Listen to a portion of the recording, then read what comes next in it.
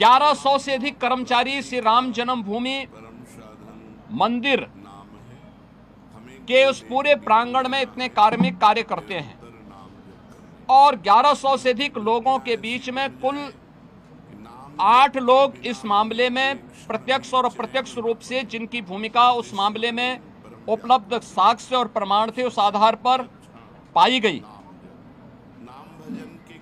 इसके लिए साधु संतों पर आक्षेप करना, इसके लिए अयोध्या धाम को अपमानित करना, बदनाम करना, श्री राम जन्मभूमि मंदिर को बदनाम करना,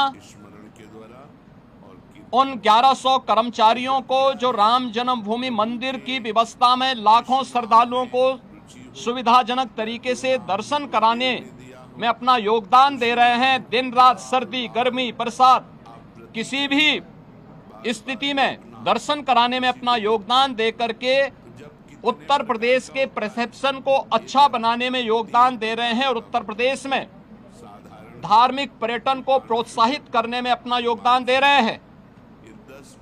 उन लोगों को कटघरे में खड़ा करना, ये बड़ी आश्चर्यजनक स्थिति है। और ये आक्षेप कौन लगा रहा है? ये आक्षेप वह समाजवादी पार्टी और वह कांग्रेस लगा रही है, जिन्होंने सदैव राम जन्मभूमि और भगवान श्री राम का अपमान किया है। क्या ये सच नहीं कि 1990 में अयोध्या की गलियों को और सरयू की पावन धारा को रक्त रंजित करने का पाप समाजवादी पार्टी की सरकार ने किया था? क्या पूरा देश और पूरी दुनिया और सभी राम भक्त ये नहीं जानते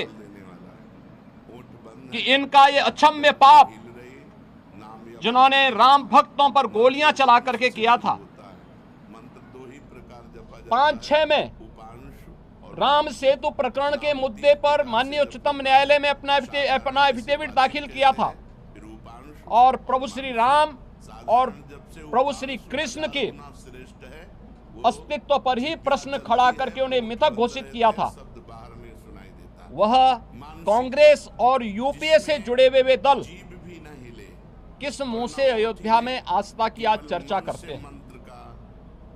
अयोध्या के जिस चढ़ावा चोरी से जुड़े हुए प्रकरण की बात आई थी, सरकार ने गंभीरता से लिया था, क्योंकि आस्था का विषय अयोध्या है। कोटि कोटि सनातनियों की आस्था का मुद्दा था और सरकार ने उस समय भी स्पष्ट कर दिया था कि यद्यपि सरकार सीधे किसी ट्रस्ट में हाथ नहीं डालती, क्योंकि वह ट्रस्ट उत्तर प्रदेश सरकार ने गठित नहीं किया, माननीय उच्चतम न्यायालय के आदेश से वह ट्रस्ट गठित है। इसलिए इस मामले में या तो ट्रस्ट अपील करेगा या फिर माननीय उच्चतम न्यायालय कोई निर्देश देगा तो हम उस कार्रवाई को आगे बढ़ा पाएंगे।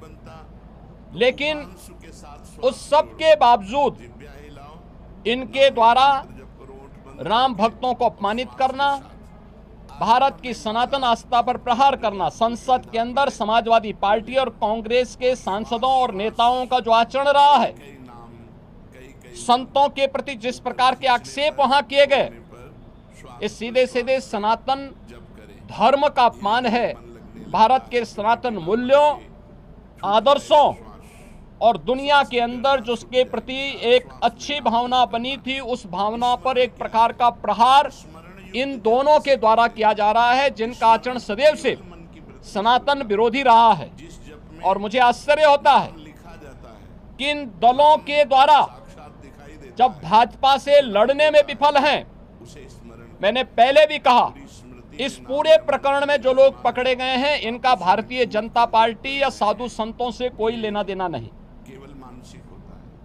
उस सबके बावजूद पूज्य संतों पर, उस सबके बावजूद सनातन धर्म पर, भारतीय जनता पार्टी पर या किसी अन्य ऐसे सांस्कृतिक और सामाजिक संगठन पर अनावश्यक कटघरे में खड़ा करके लांछन लगाना, ये पूरे सनातन के साथ साथ सत्य को दबाने, सत्य को